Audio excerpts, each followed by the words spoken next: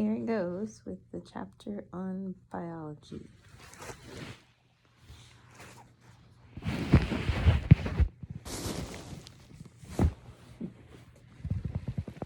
Section 1, the battle between faith and science. It's all about the fabulous monkey trial that rocked America, proclaimed the promotional poster for Inherit the Wind, a 1960 film often taken as a literal history of events surrounding the 1925 Scopes trial in Dayton, Tennessee. As history, Inherit the Wind turns out to be just that, wind. Most of the details shown in the film are opposite from the actual events recorded in both the trial transcript and news reports from that time. For example, an opening scene shows an angry mob arresting Scopes for teaching evolution, throwing him in jail and shouting for him to be lynched. In real life, Scopes was never jailed and had a friendly relationship with the people of the town throughout the trial. In the film, William Jennings Bryan is shown as a defeated, narrow-minded ignoramus. In reality, he was jovial, well-informed, and articulate. Inherit the Wind's unfortunate inaccuracy has misled many people. As one of the leading evolutionary atheists, Eugenie Scott acknowledges the play is often read and performed in high schools, and has helped promote a negative public image of many Christians as foolish, unthinking religious zealots. Nonetheless, some of the themes it develops were genuinely at play in the actual Scopes trial and represent active sources of conflict in our society even today. In the historical trial, one-time Democratic presidential candidate William Jennings Bryan, a Christian and creationist, agreed to be cross-examined by Clarence Darrow, an agnostic evolutionist, on the condition that Darrow would submit to a similar cross-examination by Bryan. Darrow agreed. On the stand, Bryan bantered with Darrow about the meaning of Scripture. In spite of some humorous exchanges, a thick tension was developing, as is evident from the actual trial transcript. Mr. Bryan says, "These gentlemen have not had much chance. They did not come here to try this case. They came here to try revealed religion. I'm here to defend it, and they can ask me any question they please." There's applause from the courtyard. Mr. Darrow says, "Great applause from the bleachers." Mr. Bryan retorts, "From those whom you call yokels." Mr. Darrow says, "I have never called them yokels." Mr. Bryan says, "That is the ignorance of Tennessee, the bigotry," referring to Darrow's comments to the press. Mr. Darrow says, "You mean who are applauding you?" Mr. Bryan says, "Those are the people whom you insult." Mr. Darrow says, "You insult every man of science and learning in the world because he does not believe in your fool religion." As the cross-examination of Bryan concluded, the defense pleaded guilty, removing the chance Bryan had to cross-examine Darrow. We will never know what Bryan might have asked had he gotten his turn, but his writings reveal a deep concern with how the survival of the fittest idea would be used in society. Bryan's dire predictions came true. Social Darwinism became the philosophical justification for the eugenics movement, the sterilization of minorities, abortion, and ultimately the Nazi Holocaust. Tellingly, there is a scene at the end of Inherit the Wind where the Clarence Darrow character, played by Spencer Tracy, takes up a Bible and a copy of Darwin's Origin of Species, weighs them in his hands, and then slaps them together as if to say, "Maybe I can keep both." This final scene sets the stage for a discussion of biology. Whom should we trust regarding important conversations about the nature of life and its origin? In real life, Darrow gave no weight at all to the Bible. Neither does today's most famous scientist, the revered cosmologist Stephen Hawking, whose heroic struggle against the motor neuron disease threatening to close off his brilliant mind has made him an international celebrity. To Hawking, only scientists can now answer the great questions in life. He says humans are a curious species. We wonder, we seek answers. How can we understand the world in which we find ourselves? Where did all this come from? Did the universe need a creator? Traditionally, these are questions for philosophy, but philosophy is dead. Scientists have become the bearers of the torch of discovery in our quest for knowledge. Much of the conflict between faith and science plays out on the battlefield of biology. Astronomers study the stars, geologists study the Earth's structure. Biologists, though, study life itself. Biology is a science in which those who are alive examine what life itself is all about. Section 2, Biology, a way of knowing about life.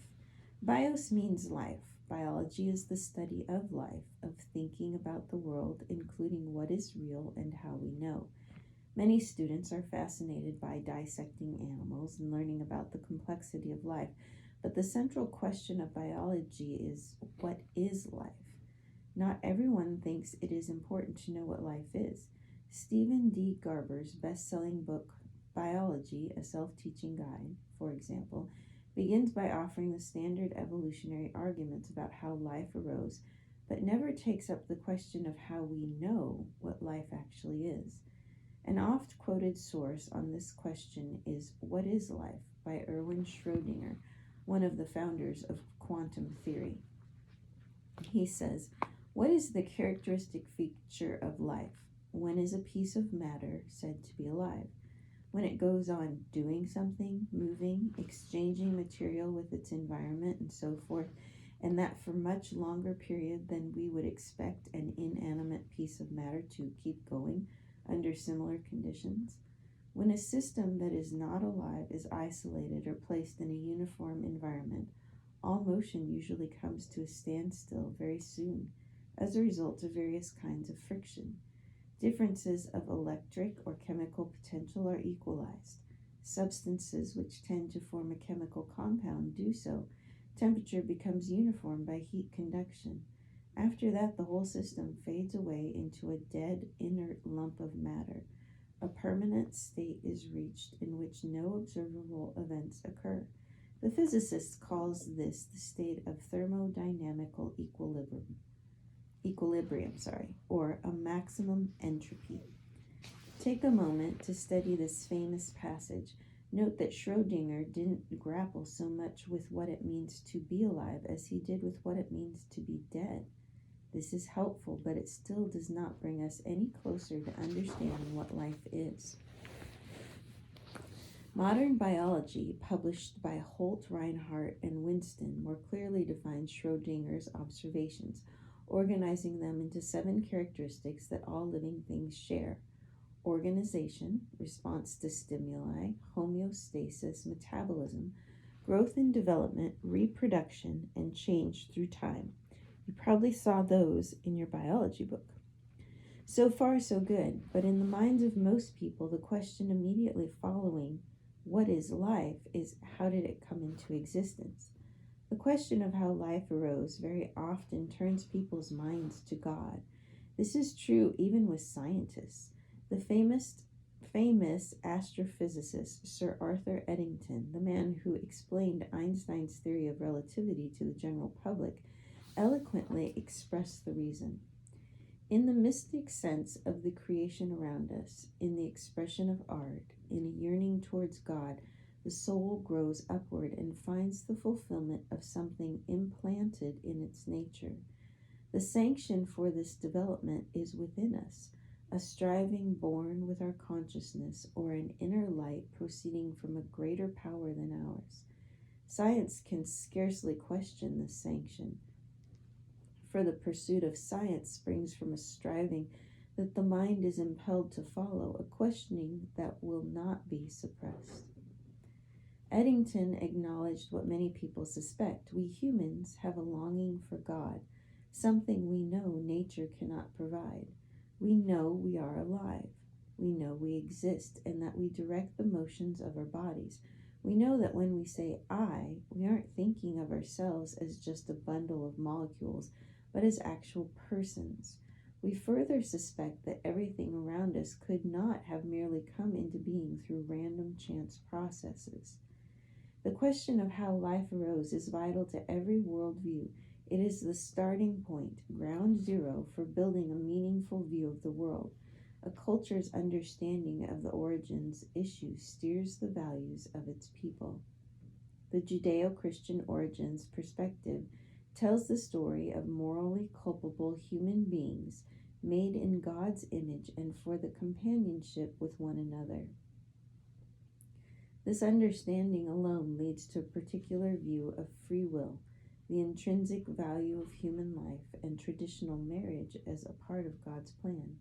The Darwinian origin story, on the other hand, is one of individuals in constant competition, seeking not to flourish in harmony but to survive at the expense of the other, which justifies Nietzsche's view of the world, the pursuit of unbridled power.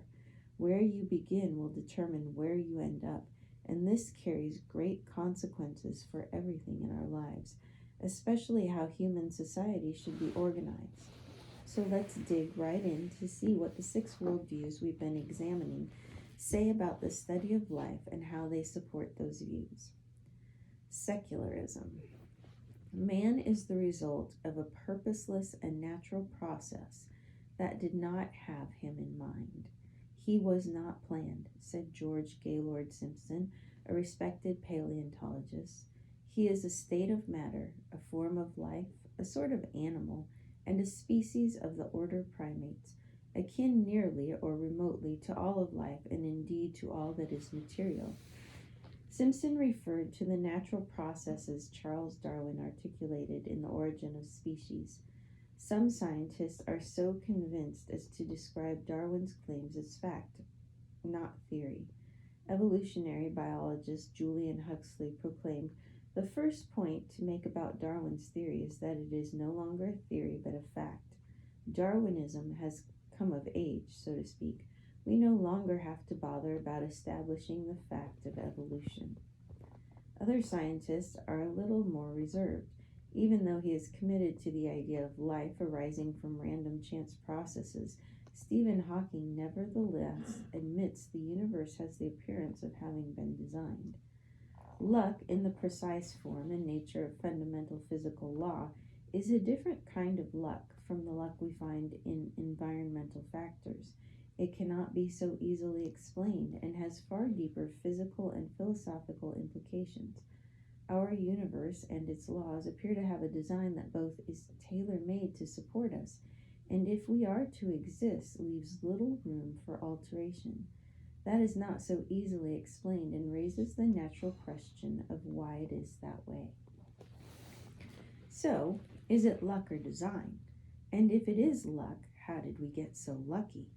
Secularists, for the most part, believe that Darwin's explanation of evolution is basically correct and sufficiently robust to explain the complexity of life on Earth. It is partly because of this manner of thinking that Stephen Hawking now claims to be an atheist. Before we proceed further, let's distinguish between 2 aspects of evolutionary theory. The idea that living things incorporate small adaptive changes over time is termed microevolution. An example of microevolution would be the minor changes within a species that have, over time, produced the wide variety within a species that we now observe in the world, such as the varieties of dogs or breeds of cows. Microevolution is a well-established, observable fact of science.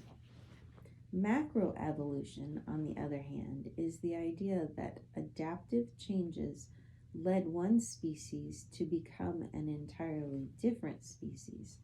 Essentially, macroevolution takes the observable microevolution in our world and then extrapolates to claim it as evidence for something not observed. As a result, the term evolution now commonly refers to a belief system that claims the following.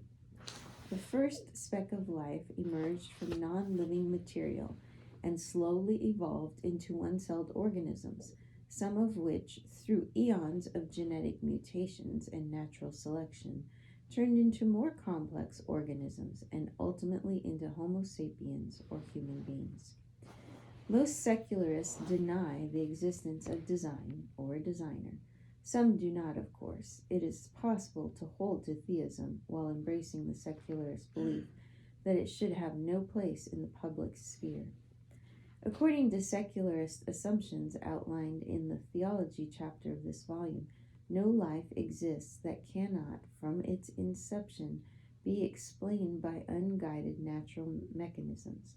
The primary mechanism underlying modern Darwinian ideas about macroevolution is natural selection acting upon a genetic mutation, where random changes in DNA led to adaptations that may improve the ability of some organisms to survive and reproduce.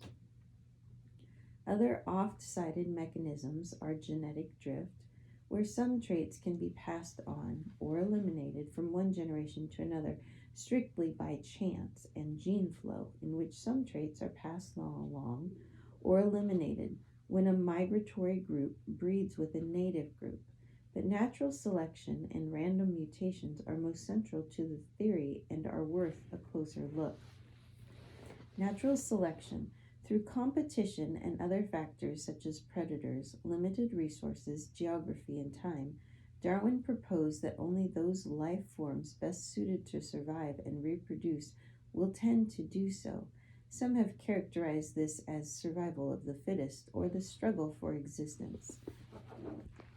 Secularist and atheist scientist Carl Sagan insisted that natural selection is a successful theory devised to explain the fact of evolution.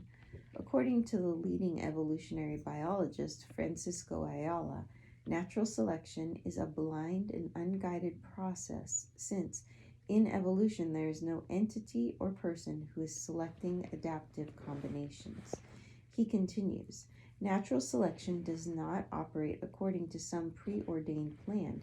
It is a purely natural process resulting from the interacting properties of physiochemical and biological entities. Darwin felt comfortable relying on natural selection as a primary mechanism for evolution because he believed humans had already observed it through selective breeding. When one breeds horses to create faster offspring, one is artificially selecting a beneficial trait and therefore engaging in a guided process. This is different from Darwinian evolution, which Darwin postulated would take place in nature in a blind and unguided manner. Natural selection is daily and hourly scrutinizing every variation, even the slightest, rejecting that which is bad, preserving and adding up all that is good, silently and insensibly working at the improvement of each organic being. Mutation and adaptation. During the 1930s, evolutionary scientists combined Darwin's idea of natural selection with the newly discovered science of genetics, now commonly referred to as Neo-Darwinism. This modified understanding of evolution says that new species arise from natural selection acting over vast periods of time on chance mutations in DNA. In other words, given enough time, species will experience enough genetic changes to actually change them into entirely different species. Of course, in accepting adaptation as part of the mechanism of evolution, the secularist must assume that adaptations that persist are somehow beneficial. Explaining this often results in contortions worthy of Cirque du Soleil. For example, Julian Huxley tried to explain how even harmful diseases like schizophrenia could be viewed as beneficial. Genetic theory makes it plain that a clearly disadvantageous genetic character like this, schizophrenia, cannot persist in this frequency in a population unless it is balanced by some compensating advantage. In this case, it appears that the advantage is schizophrenic individuals are considerably less sensitive than normal persons to histamine, are much less prone to suffer from operative and wound shock, and do not suffer nearly so much from various allergies. Huxley's statement reveals the post hoc nature of Darwinian argument, taking something it observes in nature and arguing backward toward its supposed cause, rather than making predictions that are then observed to be true. What is the adaptive value of avoiding certain allergies? Are these allergies deadly? Do they prevent a person from reproducing? As it stands, it is hard to imagine people suffering from severe personality disorders taking comfort in their resistance to allergies. Testing secularist assumptions. Now we come to a very controversial question. If all life evolved through random chance processes, starting with the first speck of life, how would we know? Is it possible to test whether this assertion is true? After all, we're talking about very small changes accumulating over great periods of time, something no human could ever observe. For this, there is one main place to turn, the fossil record. Surely, of the billions of animals that have lived and died, we would find some evidence in fossilized remains of the transition from one sort of animal to another, wouldn't we? After all, as Carl Sagan confidently asserted, evolution is a fact amply demonstrated by the fossil record. In Darwin's day, the actual evidence was missing. There was no fossil evidence that any of the major divisions of vertebrate animals, such as fish, amphibians, reptiles, birds, and mammals, had been crossed. He and his followers hoped further exploration would confirm the truth of their theories. Unfortunately, the fossil record has been unwilling to yield much in the way of helpful data. As the noted Harvard paleontologist Stephen Jay Gould admitted in characteristically blunt fashion, stasis or non-change of most fossil species during their lengthy geological lifespans was tacitly acknowledged by all paleontologists, but almost never studied explicitly because prevailing theory treated stasis as uninteresting non-evidence for non-evolution. The overwhelming prevalence of stasis became an embarrassing feature of the fossil record, best left ignored as a manifestation of nothing. Gould further acknowledged the absence of fossil evidence for intermediary stages between major transitions in organic design has been a persistent and nagging problem for gradualistic accounts of evolution. Rather than give up on evolution, though, natural scientists shifted their emphasis to explaining the absence of the evidence rather than analyzing its presence. Zoologist Chris McGowan, after admitting that the fossil record does not contain evidence of macroevolution, explained this new approach. New species probably evolve only when a segment of the population becomes isolated from the rest. Speciation occurs relatively rapidly, probably in a matter of only a few thousand years, and probably less. Punctuated equilibrium is the name given to the hypothesis that the fossil record is barren because species evolved rapidly. It was devised by paleontologists Niles Eldredge and Stephen Jay Gould. Equilibrium refers to the fact that species manifest a stubborn ability, stasis, in nature. Punctuated refers to the dramatic changes deemed necessary to explain how the gaps are bridged in the fossil record between the major types of organisms. Put the two terms together and you arrive at this claim. Science cannot discover the links between species in the fossil record because the change from one species to another occurs too rapidly, geologically speaking, to leave any fossil documentation of the transition. How does punctuated equilibrium mesh with the theory of evolution as presented by Darwin? Not as well as one might expect. In fact, it clashes directly with Darwin's ideas because it requires too much genetic change in abrupt, large steps. Darwin wrote, if it could be demonstrated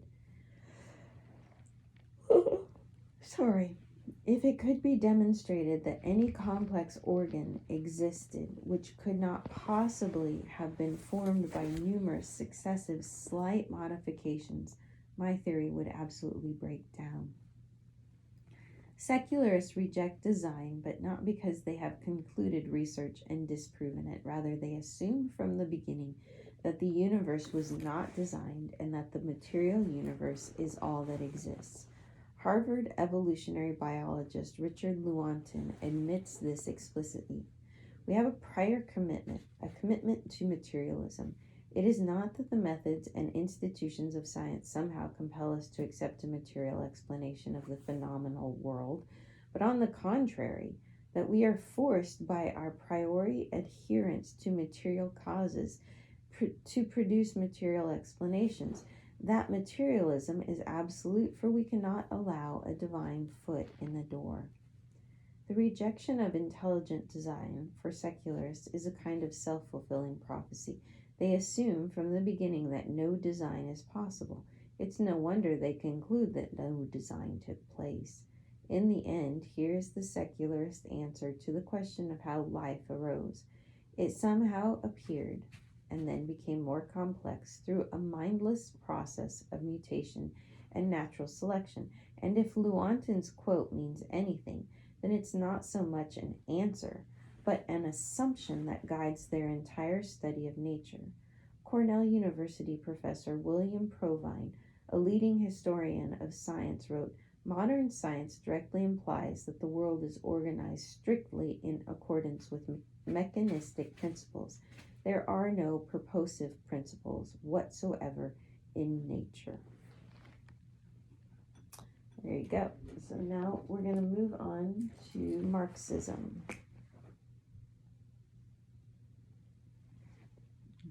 Darwinism is to Marxism what adrenaline is to a bodybuilding contest, amplifying an already extreme performance.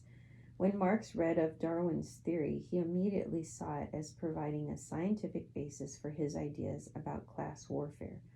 Darwin's Origin of the Species is very important and provides me with the basis in natural science for the class struggle in history.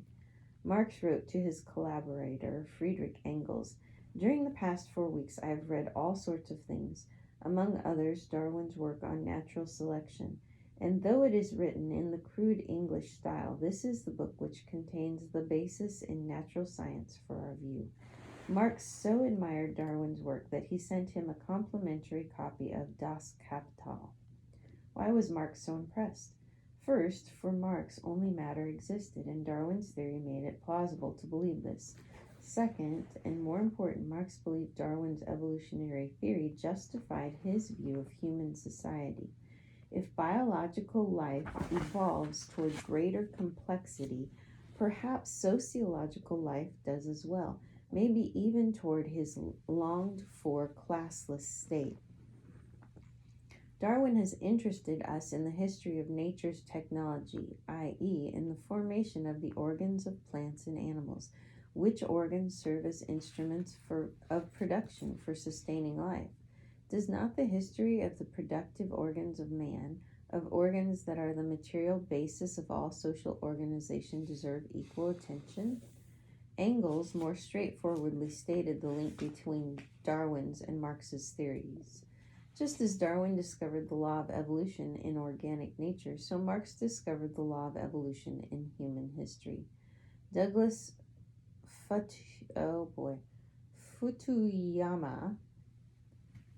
Futuyama's college-level textbook, Evolutionary Biology, makes this connection explicit.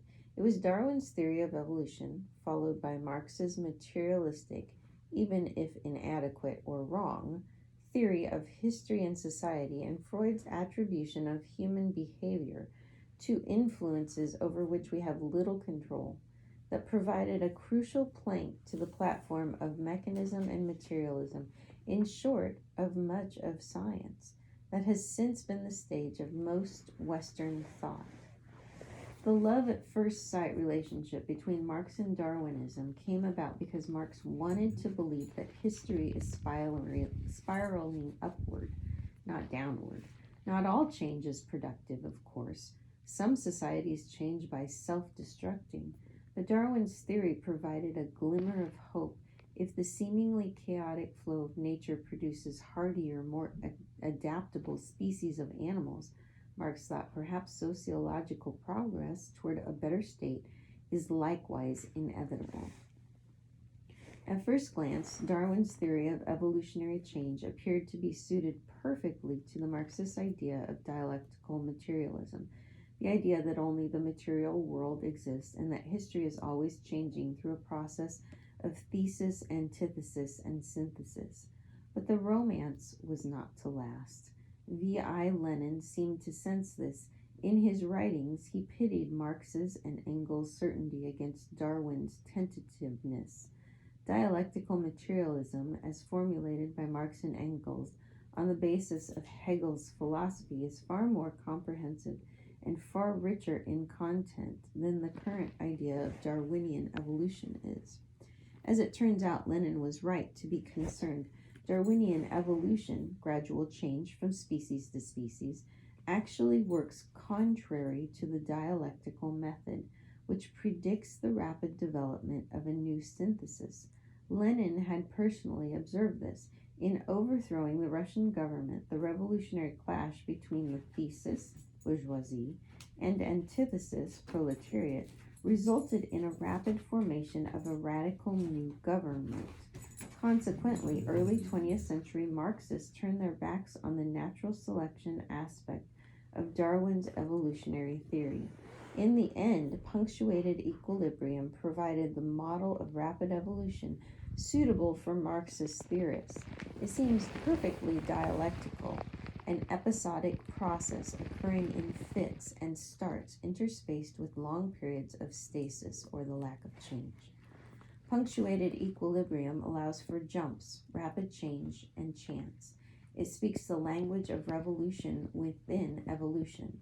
Stunningly, Stephen Jay Gould and Niles Eldredge, punctuated equilibrium's most enthusiastic cheerleaders, admitted the relationship with Hegel's dialectic and even Marxism to be more than coincidental. He says, alternative conceptions of change have respectable pedigrees in philosophy. Hegel's dialectical laws, translated into a materialist context, have become the official state philosophy of many socialist nations. These laws of change are explicitly punctuated as befits a theory of revolutionary transformation in human society. In light of this official philosophy, it is not at all surprising that a punctuational view of speciesism, much like our own, but devoid, so far as we can tell, of references to synthetic evolutionary theory and the allopatric model, has been long favored by many Russian paleontologists. It may also not be irrelevant to our personal preferences that one of us, Gould, learned his Marxism literally at his daddy's knee. Marxist scientists such as Russian biophysicist Mikhail Wolkenstein could hardly contain their enthusiasm over the multitude of facts supporting punctuated equilibrium. Oddly, what Wolkenstein considered to be proofs for punctuated equilibrium included such arguments as no gradual transition can take place between feathers and hair, etc. The absence of evidence for the old theory was seen as magically proving the missing links for the new theory. The Marxist view of life arising through random chance processes is similar to the secularist view. The primary difference? Secularists look for a more gradual process, and Marxists look for a rapid, even revolutionary explanation. Secularists and Marxists would like us to think of the theory of evolution providing a rational basis for what they see as the proper structure of government and society. Christians are rightfully suspicious. What if secularists and Marxists started with the kind of government and society they wanted, and then scoured around for a scientific viewpoint to justify this sort of power grab? Sometimes what we know shapes what we believe. Other time, what we believe shapes what we want to know about. It's a dilemma, and one postmodernists are all too happy to exploit, as we shall see. Postmodernism. According to postmodernism, which emerged from the study of literature and sociology, everything, including science and philosophy, is a story. Postmodernist Terry Eagleton says science and philosophy must jettison their grandiose metaphysical claims and view themselves more modestly as just another set of narratives. Postmodernists see biology as incapable of getting humanity out of the mess we're in. Psychoanalyst Jacques Lacan said gloomily, biology can tell us little. Selfhood is really nothing but a fleeting, unstable, incomplete, and open-ended mess of desires which cannot be fulfilled. To postmodernists, human beings have no essence. What we think of as a self is socially constructed from all our interactions within our cultures. This view is called anti-essentialism. The evolution of all life through random chance processes may be just another grand story to be eschewed, but a few postmodernists have tipped their hands and embraced various aspects of evolution with enthusiasm. For example, philosopher Richard Rorty endorsed Daniel Dennett's book, Darwin's Dangerous Idea, a book supporting the neo-Darwinian view and harshly criticizing the theory of punctuated equilibrium. Postmodern political scientist Walter Truett Anderson's The Next Enlightenment, integrating East and West in a new vision of human evolution, approvingly cites neo-Darwinist Richard Dawkins a number of times. Why would postmodernists reject all meta-narratives on the surface but secretly harbor an affinity or love for the evolution meta-narrative? Maybe, as John Dewey believed and Richard Rorty approvingly cited, the evolutionary meta-narrative is compelling because it gives us permission to take charge of our own evolution and go whatever direction we think best. Others, such as Michael Foucault, Hayden White, Paul DeMann, and Thomas Kuhn, take an anti-teleological stance. It is arrogant to think of human beings as the telos or ultimate end of evolution.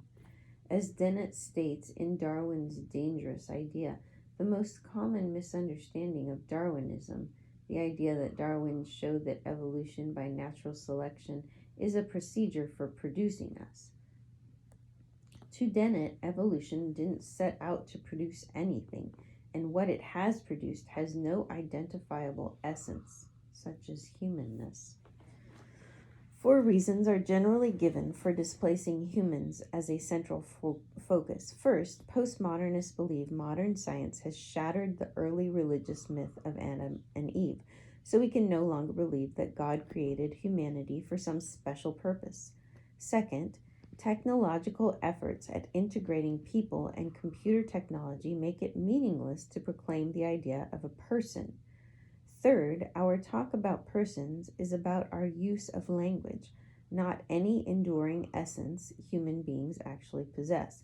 And fourth, in terms of sheer numbers, humans are rather scarce. Stephen Jay Gould, for example, argued that bacteria are, and always have been, the dominant form of life on Earth.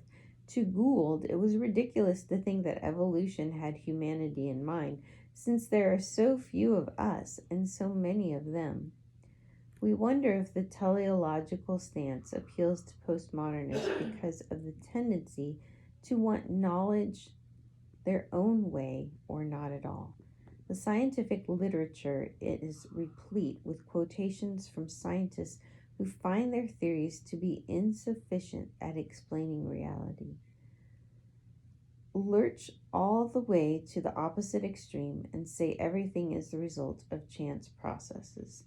It seems that postmodernists play a similar game. If we can't see the truth in any given meta-narrative, then no meta-narrative can be seen as true. This perhaps explains why postmodern writer Tony Jackson finds Stephen Gould's punctuated equilibrium hypothesis so compelling. It ascribes so much to chance. Daniel Dennett is another example of a scientist with postmodern leanings. To Dennett, what we humans think we understand is the result of micro-takings performed by the brain, not indications that what we think we understand is a real entity with any objective essence. Sorry. So postmodernists seem to have given up on the search for objective knowledge. If we think we have it, they seem to say, it must be all in our heads. Chance rules. Humans have no purpose. Christians, on the other hand, in spite of science's frequent disappointments, still believe the search for true knowledge about reality is worthwhile. Philosopher J.P. Moreland explained, science, at least as most scientists and philosophers understand it, assume that the universe is intelligible and not capricious, that the mind and senses inform us about reality, that mathematics and language can be applied to the world, that knowledge is possible, and that there is a uniformity in nature that justifies inductive inferences from the past to the future and from examined cases of, say, electrons to unexamined cases, and so forth. Along the same lines, Lee Campbell, former chair of the National Sciences Division at Ohio Dominican College, writes, the methods used in the sciences have produced powerful explanations about how things work, and innumerable useful applications, including technology even its harshest critics would never be without. Frankly, postmodernist discouragement with science is a little baffling. Postmodernists use all the comforts and conveniences modern science and technology can produce, yet at the same time, they deny the foundational premises on which science is established. We've all had friends who have posted internet comments with the gist of, it is impossible to know anything for sure. But to communicate this, they're using a computer designed by engineers who actually know things about computing and how to develop usable programs, plugged into a source of electricity generated by people who know things about electricity, in a climate-controlled workspace, in buildings designed by people who know things about creating safe buildings, transmitted using sophisticated technology to people they expect to know what they mean. Maybe the postmodern problem is not one of knowledge. Maybe it is a simple lack of gratitude. Section 6, New Spirituality. New spiritualist biology is based on a belief in positive evolutionary change over time, what we refer to as spiritual evolution. This approach does not focus on biological change as much as humanity's upward move toward higher consciousness. Deepak Chopra says spirituality can be seen as a higher form of evolution, best described as metabiological or beyond biology. To new spiritualists, everything is ultimately energy that will allow people to achieve unity with others in a kind of collective consciousness. New spiritualists carefully distinguish this view from anything resembling the Christian idea of creation. As Deepak Chopra phrases it, consciousness-directed evolution isn't the same as invoking a creator God. Instead, it introduces a property inherent in the cosmos, self-awareness. Pierre Teilhard de Chardin, I don't know how to say that one either, says evolution is a light illuminating all facts, a curve that all lines must follow. Man discovers that he is nothing else than evolution, become conscious of itself. Evolution isn't something that happens to us, it is something we are. Individually, new spiritualists say okay, kitty, you gotta move. Thank you. Individually, new spiritualists say our thoughts evolve us either toward higher consciousness or away from it. Beyond maintaining good life habits and staying positive, though, collective consciousness means that the ultimate end of the individual is to expand into the universal oneness, which really means that the individual disappears as a separate person. In other words, evolution is what will move us away from being individual selves at all to reuniting with the energy of the universe. Marilyn Ferguson wrote, "The proven plasticity of the human brain and human awareness offers the possibility that individual evolution may lead to collective evolution. When one person has unlocked a new capacity, its existence is suddenly evident to others who may then develop the same capacity. Not everyone will evolve toward higher consciousness at an even rate. Rather, when enough people achieve higher consciousness, others will be absorbed or evolved into the enlightened collective consciousness. Thus, all people need not embrace new spirituality before it can become a reality. Dedicated new spiritualists can simply act as the catalyst for an evolutionary leap for everyone into utopia. While this might sound strange, let's try to understand where the new spiritualists are coming from. They believe in biological evolution, though they are uncomfortable with Darwin's idea of gradual development through mutations and natural selection. Darwinism is too slow, and its outcome too unpredictable. In fact, new spiritualist writer Ken Wilber attempts to reclaim evolution from Darwin by arguing that much clearer and more favorable understandings of evolution existed long before Darwin came along. In any event, new spiritualists employ evolution to answer the "what's next" question.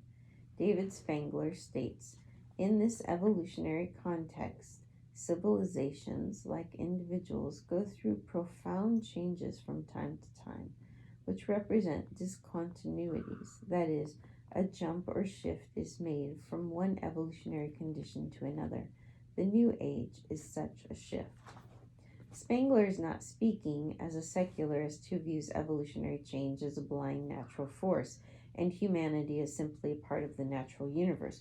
Rather, for him, evolution is a change in the flow of cosmic energy, resulting not in a more complex form of biological life, but in a higher consciousness among humanity.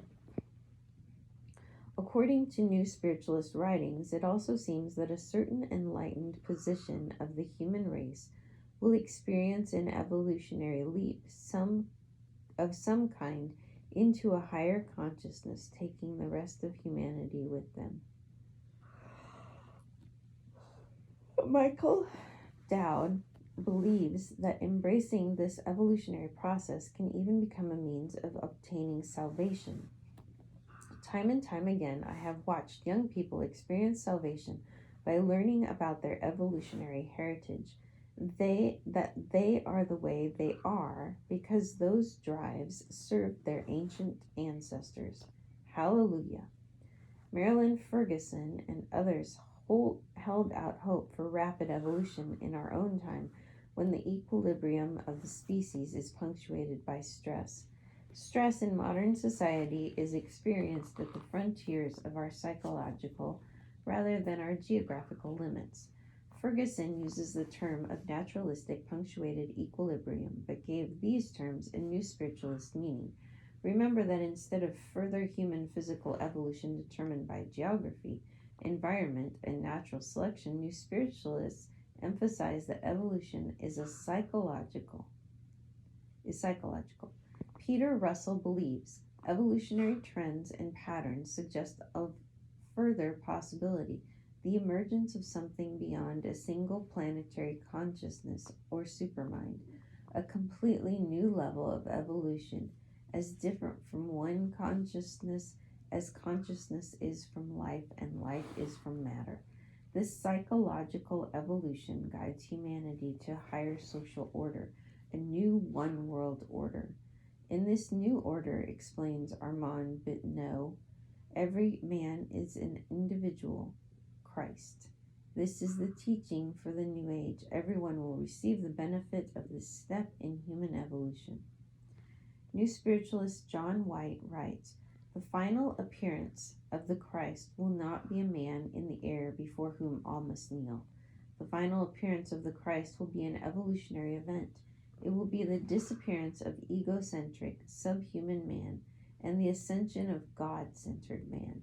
A new race, a new species will inhabit the earth, people who collectively have the stature of consciousness that Jesus had.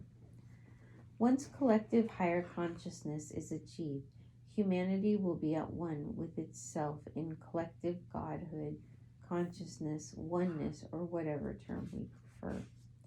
Much of the basis for new spiritualist application of evolution comes from the writings of Pierre Teilhard de Chardin, a paleontologist who started out trying to reconcile Christianity and evolution.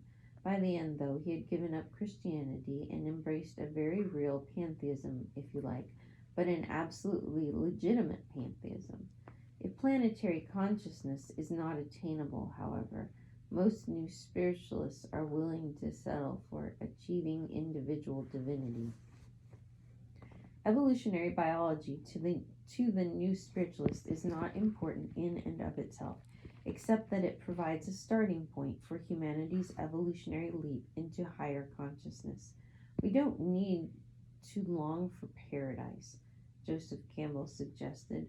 We're already there and just aren't aware of it yet. Up against the tragic warfare and bloodshed of human history, Campbell was optimistic. This is it. This is Eden, he said. We need to see not the world of solid things, but a world of radiance. And we're going to stop there for a little bit.